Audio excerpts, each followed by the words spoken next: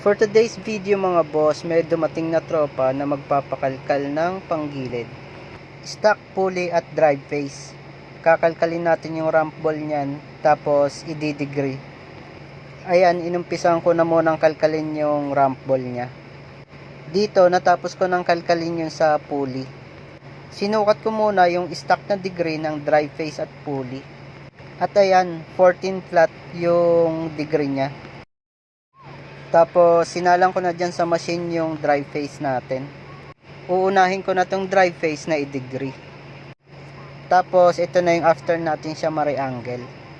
Pagkatapos nyan, dito naman tayo sa stock na pulley. I-re-angle din natin yan para swabe ang takbo. At ayan, tapos na rin natin ma-reangle yung pulley niya. Ito yung napili nating degree sa drive face at pulley. Ibang profile ulit to mga boss. Hindi tayo nakadepende sa 13.5 na degree lang. At ayan na yung finished product natin. Tapos ito na yung after natin kalkalin yung ramp ball. Ganito yung itsura ng stock na ramp ball.